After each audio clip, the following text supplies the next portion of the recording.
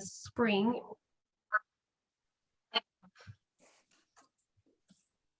Oh, I hit that and then it, okay. So as Lori mentioned, DNR planning grant, and that goes until the end of December of this year. And so we partner with the university. Many of you already know this because we shared this. We shared this information at the fall meeting as well. But we've partnered with the University of Iowa, and we've been able to complete a variety of really amazing projects.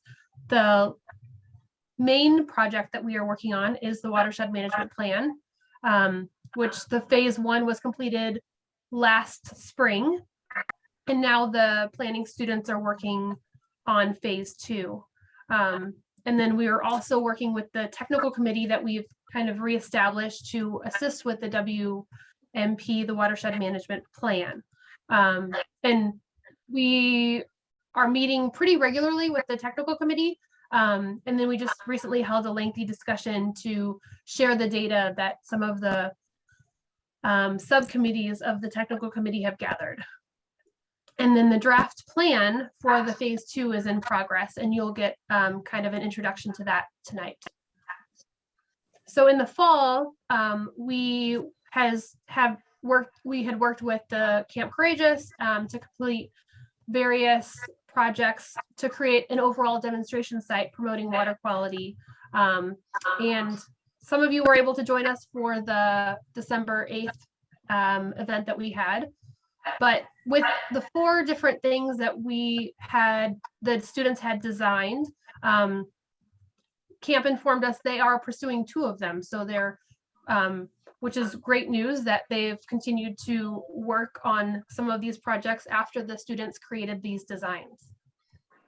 And this is just kind of highlighting the December 8th event that we had, where we had community members and many folks present to get a better idea of the designs that the students created. I hear a cell phone.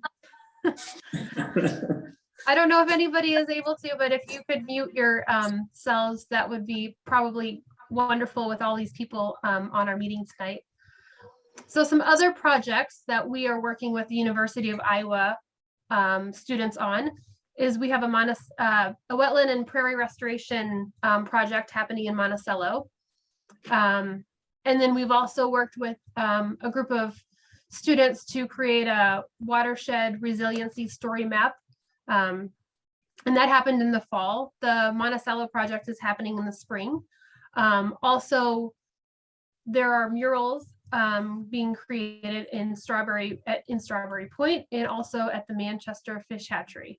And then another project you can see here is we're working with a group of students to create an online resource for kind of a curriculum for teachers and educators that they can use about watersheds.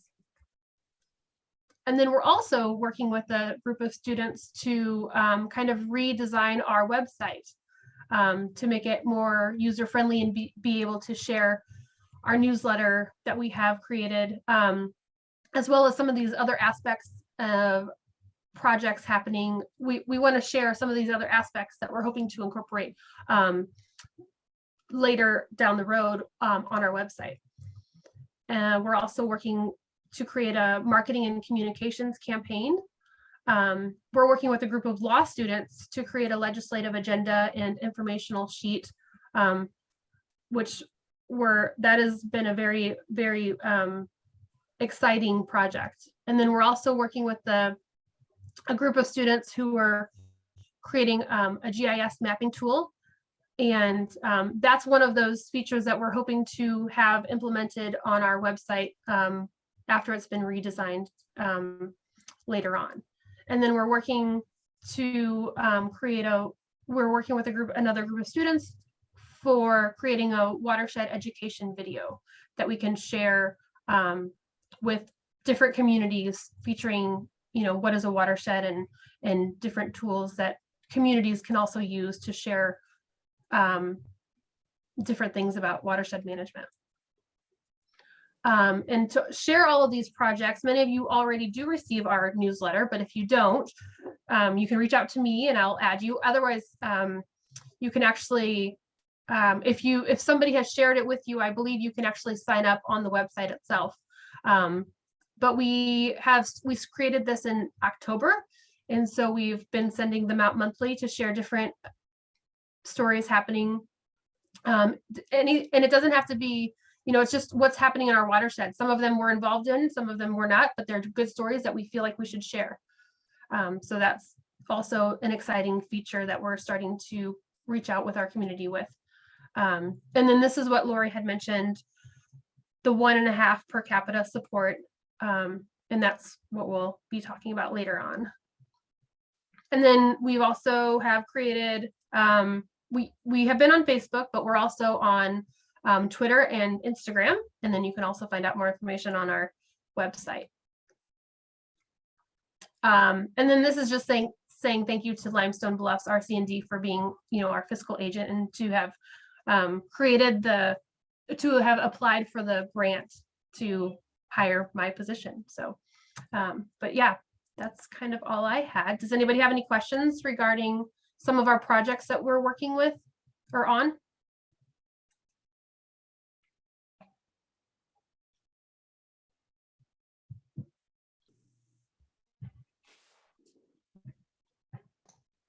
Okay, hearing none. Watershed Management Phase 2 update presentation by the University of Iowa student team. And I'm going to pick on Tanner first. How are you doing? Good. How are you, Larry? Let me get my screen share going here. So Perfect. I'll just introduce the team. We have Tanner on and Maya, and I don't know if is Henry able to join? Is he on too? I just don't see him. Nope, he has class pretty soon here, so Oh, he can make it. Okay. So these 3 students have been working on our Phase 2 of our Watershed Management Plan, and they wanted to share kind of a brief overview with you all tonight. Thanks, Aaron. I'll get us started here. So thank you for having us, everyone. Just going to give a brief presentation project update on Phase 2 of the Watershed Management Plan. I'm going to go over kind of a general overview and then turn it over to Maya, who's going to describe more of our sub-watershed analysis and prioritization effort that we have been working on. So just to start off here, a brief overview of planning efforts that have been ongoing in the watershed. As many of you all know, last year, Phase 1 of the plan was completed, and that plan identified broad management goals for the entire watershed that mainly focused on flooding, water quality, awareness, and habitat health. This year for Phase 2, our team was tasked with identifying areas within the watershed where those Phase 1 management practices could best be applied. And we've largely done that through prioritizing or working towards prioritizing sub-watersheds. Another piece of Phase 2 is to provide general guidance on site-specific project selection. So that can happen within a priority sub-watershed, and that information can be used to help select projects that help mitigate flooding, improve water quality, and can be used by the technical committee or communities within the watershed. So this slide shows a Huck profile, and this is one of the products that we have been working on and is going to be included in the final plan. This profile, or these profiles, have been done for every Huck within the entire watershed. This one shows an example for Brush Creek. Up top, you can see kind of a short narrative describing some of the features within the watershed and amenities. And down on the left-hand side, you can see a reference map. We also included numbers on population and land use characteristics, existing best management practices that are ongoing in the sub-watershed, and then also physical and natural features and water body conditions. We also tried to include a kind of ranking element or a scoring element so you can see where your sub-watershed ranks among other sub-watersheds. So that number in the parentheses there highlights that. For example, Brush Creek has the 3rd most miles of streams and the 6th most miles of impaired streams out of all Huck 10s. And now I'm going to transition it over to Maya, who's going to go into a bit more detail on our subwatershed analysis and prioritization. Thanks, Tanner. So a big part of this process has been kind of prioritizing at the subwatershed level. So looking at Huck 12s, which is even smaller than that Huck 10 scale that Tanner was just talking about. And so we had a survey that we sent out to the technical committee members and asked them to rank the key issues that we've identified, these 4 issues listed here, and then variables that we've identified within those issues to help us get at where are the priority areas in the Maquoketa River watershed. So we asked them first how many priority Huck 12 plans we should make. So taking those priority areas and actually planning out where can conservation practices go in, and how can the WMA select actual sites to put those practices in place. And they responded that we should make between 7 and 8 plans for 7 or 8 priority Huck 12s. The other big standout from this survey is that there weren't any really standout issues or variables, nothing that was way more important than any of the other issues or variables that we identified. So the ranking that they kind of decided on is that flooding was the most important issue of the 4 that we identified, followed by nitrate pollution, and then phosphorus and soil loss. And finally, diminished recreation, meaning barriers to recreation, because we noticed that that was something important in the Maquoketa River watershed, is just people want to be out hiking, canoeing, kayaking, whatever it may be, and water quality is an important aspect of that. So we went and mapped, based on the variables that we've collected, where these different issues are highest priority. And they look a little bit different for each of the 4 issues, but not, there are kind of some similar patterns. So flooding risk seems to be most risky up in the northern portion of the watershed. Kind of the same for nitrate pollution, the northern portion of the watershed, as well as along the main body of the Maquoketa River. Phosphorus and soil loss was the biggest issue in the Headwaters North Fork, Huck 10, and kind of the North Fork of the Maquoketa River. And then diminished recreation, again, that Headwaters North Fork really stands out as a priority area for barriers to recreational opportunities. So then we took all of those issues and combined them with kind of the importance ranking that the survey gave us, and have this map of the overall priority Huck 12s within the Maquoketa River. The red being the kind of 7 or 8 that we would make priority Huck 12 plans for. And again, these tend to be, you see the pattern again in the upper Maquoketa River watershed is where the highest priority ones are. And of course, that's where we start planning, but the Watershed Management Authority can go and plan for some of these orange or yellow ones in later phases. So we really want to present to you the results of that survey and basically ask, as the board, do you think any of the weights that the technical committee decided on should be adjusted, any of the issues that should be elevated, or variables within those? So feel free to speak up if you have any adjustments you think we should make.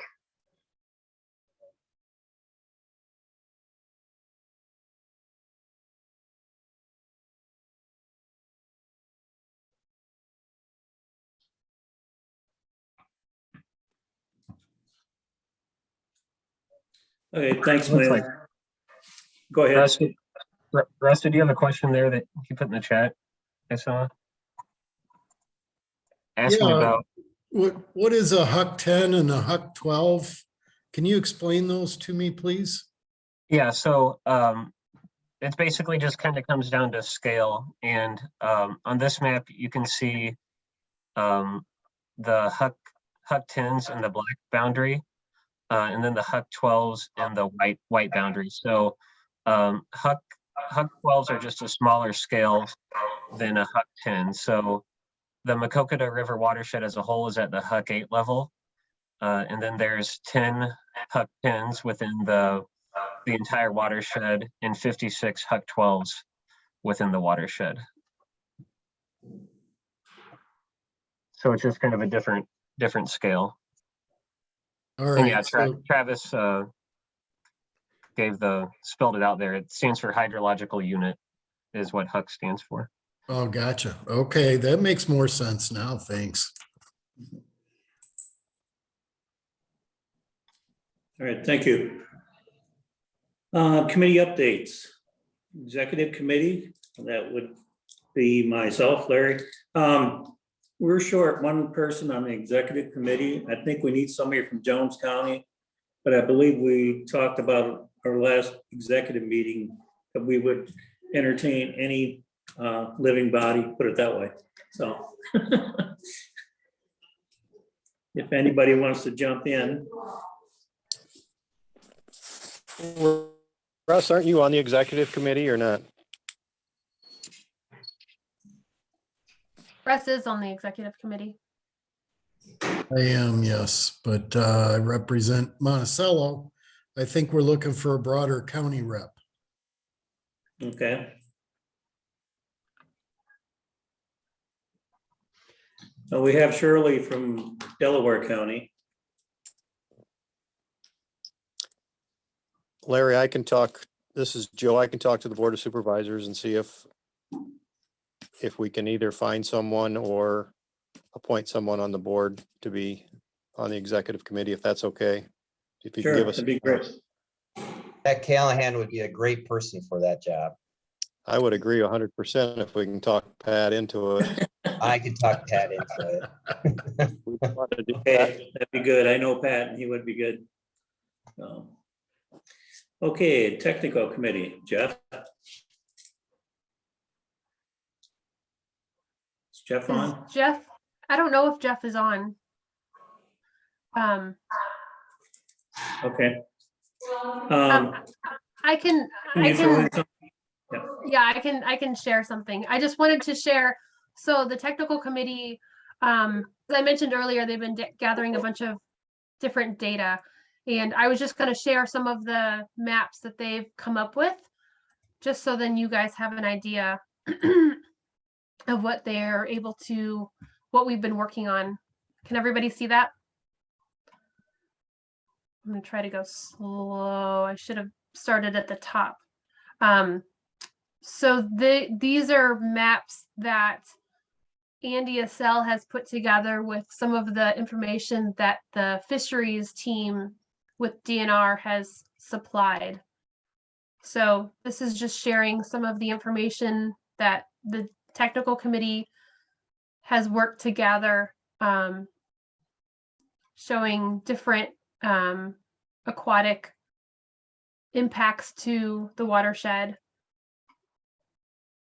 And this is some of the information that we're hoping to have present with that GIS tool that we are hoping to create with the students. So using all of these different data layers, we're really wanting to create a tool where community members can, you know, click on a map or who are interested in some sort of watershed project can click on a map that's linked to our website and can pull up various information of the area that they're looking at.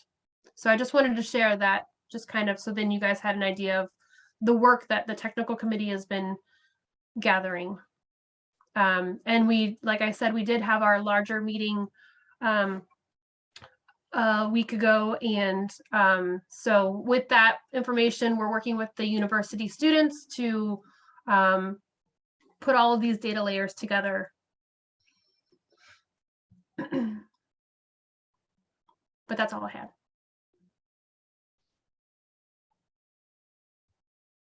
Oh, Larry, you're muted. Sorry, a bunch of noise going outside here. Is Dave Mack on? I don't see him. He is on. I don't know if he's Right. on a phone. He might be on a phone call. Okay, Dave, Water Monitoring Committee, you're up. Thanks, Larry. Yes, quick report.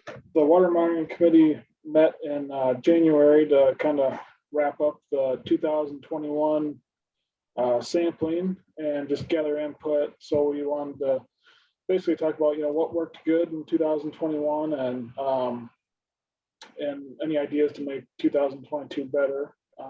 So we worked through, we're gonna change around at least one of the sites, just send it to a different group to sample. But yeah, everything was real positive about how everything went. And we're looking to this year to the 2022 sampling to pretty much do the same sites, most of the same groups, and same lab and everything. So yes, so if we do it again this year, that'll be we'll be in our 4th year of monitoring. So Okay. then we did identify some dates. I think those are listed on the agenda for May 17th, June 21st, and August 9th for 2022. If the board would like to continue that water monitoring program. So.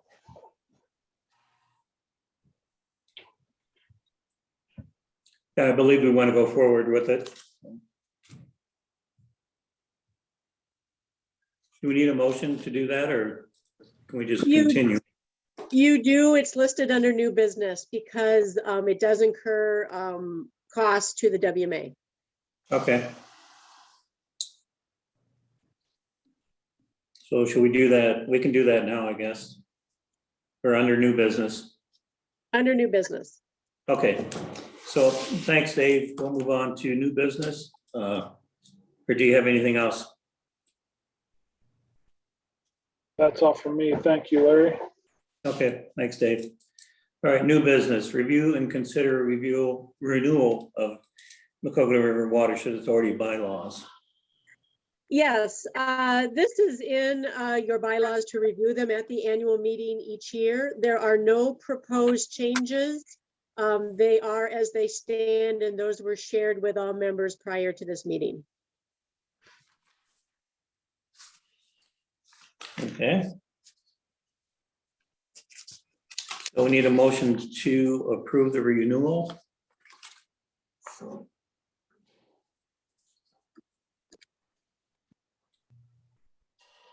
I'll make that motion. Steve. Thanks, Tim Dave. seconds. Have a motion and a second. All in favor? Aye. Aye. Aye. Motion carried. Okay, consider funding watershed coordinator position for 6 months, January through June of 2023, fiscal year 23. So this is just very simply asking, does the WMA members, do you want to continue on with a part-time paid watershed coordinator?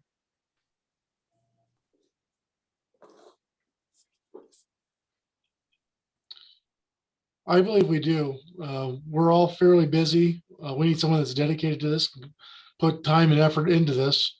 But it's difficult for us to do this as part of our full-time jobs and all the other tasks we've got going on. So I think it's best if we hire someone to do that. And I would echo Tim's thoughts there. We certainly have someone who is willing to go well above and beyond, and working with so many different key stakeholders all throughout the community and all the different groups and departments that need to be intercommunicated with. And so far, in the past experience of working with Erin, she's done an excellent job, not only in the past, but she's lined up a pipeline of a number of different key tasks and projects, and the scopes of those projects, and owning the entire project, along with working with Lori and the team very closely to get the work and so much of the work that needs to get done to keep it steamrolled ahead. To your very point, many of us have full-time roles and jobs, and Erin's a constant as well as Lori's a constant to keep that going. Mhm. Yeah, I feel it's very important to continue. I mean, to me, we've just taken the first step on a 1,000-mile journey to get this project, really meaningful. But at least we'll never have to worry about what to do next. We'll never run out of projects. So, but it's key that we have a person out there in the front. So, Steve, did you make a motion to approve? Yeah, I'll make that motion. Thank you. I'll go ahead and second that. Tim. I have a motion and a second. All in favor? Aye. say aye. Yep. Aye. Good. Thank you. Thank you, everyone. Yeah. We'll see you around for another 6 months. You don't get Okay. to go anywhere just yet, Aaron. Yeah. Yeah. So consider adoption of fiscal year 23 watershed budget. In light of your approved commitment to continuing on with the watershed coordinator, we have presented you with our fiscal year 23 budget that outlines how this organization can accomplish that.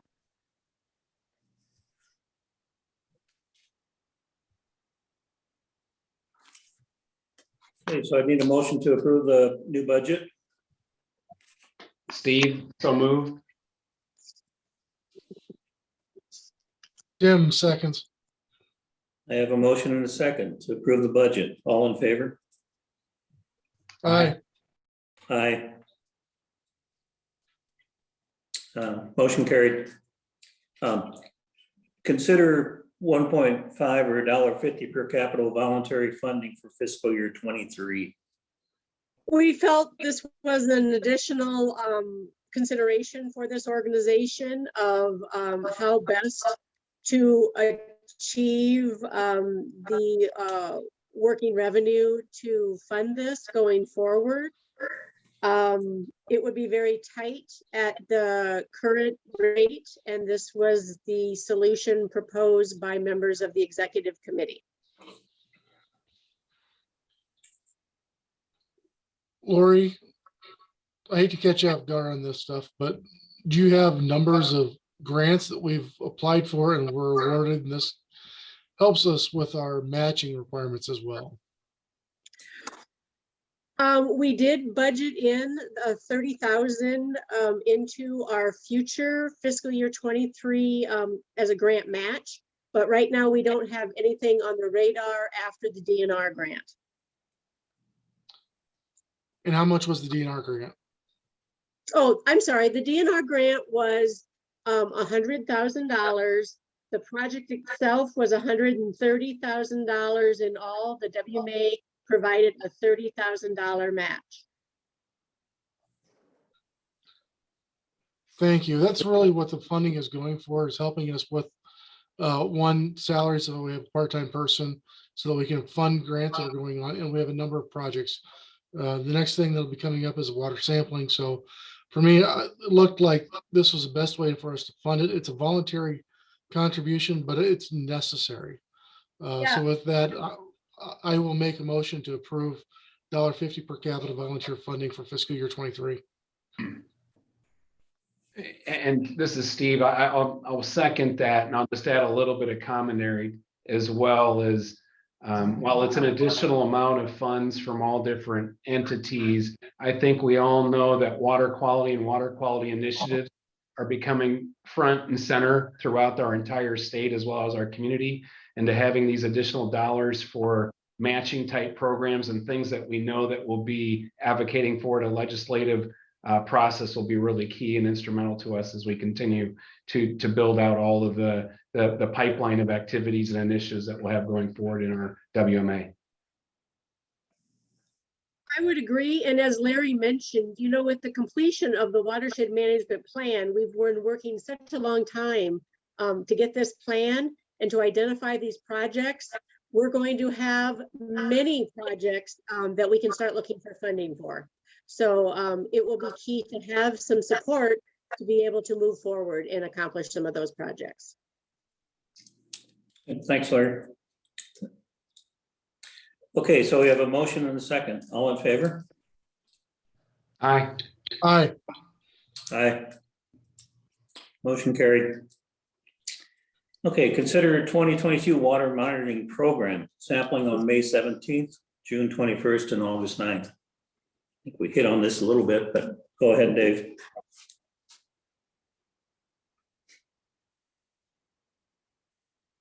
Is Dave still with us? Dave Looks is like he still dropped with off. but it's okay. We just need to have a vote on this because we do incur costs And that is part of our requirements as an organization, that the members approve any costs that we incur.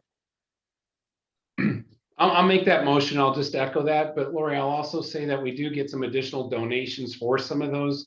So everyone just needs to be aware. So in and above some of the financial donations, some of the organizations do give additional dollars to support some of those water quality tests, which is greatly appreciated. Oh, absolutely. The system is actually set up to try to be self-funding with really our communities like Lake Delhi and the city of Dyersville and Macokota and Manchester paying, reimbursing us for those costs. We're at about half of what we're incurring in getting back in reimbursements for our water monitoring program, which is fantastic. That's really great. I'll second that motion. So I have a motion and a second. All in favor? Aye. Aye. Aye. I missed who made the motion. Was that Steve? Did you make the motion, Yeah. Steve? Okay, thank you. Thank you. Okay, consider fiscal year 23 contract with Limestone Bluffs RC&D. So that was also sent out in your board packet. That just outlines the continuation of our service of providing you being your fiscal agent.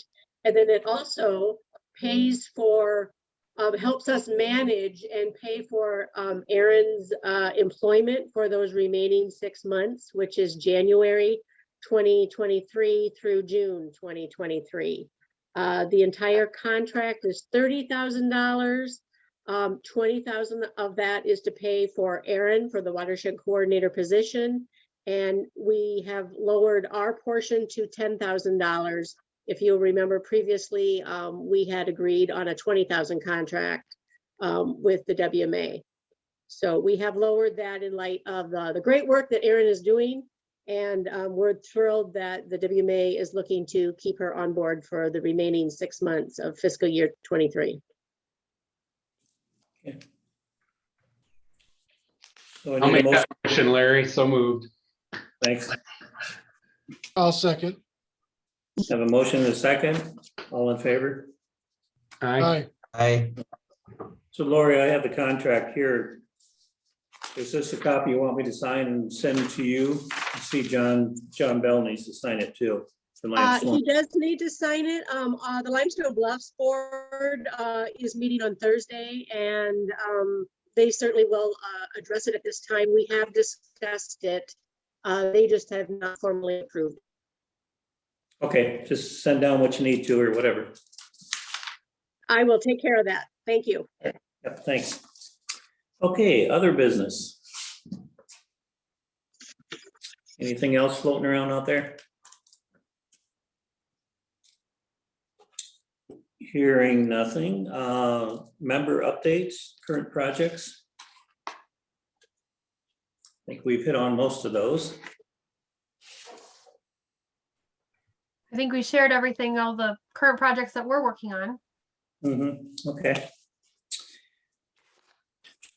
I just wanted to say thanks for everybody who has reached out with the letters that we sent out earlier this year. So we've heard from quite a few of you with updated contact information. So if you have any representative updated contact information that you haven't gotten back to me, please let me know. But thank you for those who have so far.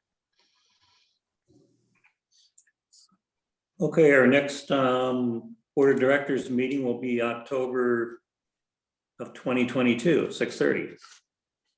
So any other information or not? I look for a motion to adjourn. So moved. Second. I find it really humorous that Tim likes making the motions all day. I find that funny. Actually, Mick, Steve and I have been going back and forth. He's made the majority of the motions and I just. Yeah. I'm sitting back and just kind of like, Mick, yeah. you're just dancing. Now we know. Well, on our board, we're a 3-person board, so we just go back and forth. It seems to work, so. All right, thanks, everybody. Have a Thank safe you. trip if you're Hey, not. great home. to see everybody. Thank you, everyone. Thanks for joining us Thank today. you. Okay. Thank you, meeting guys, for adjourned. logging on. Okay.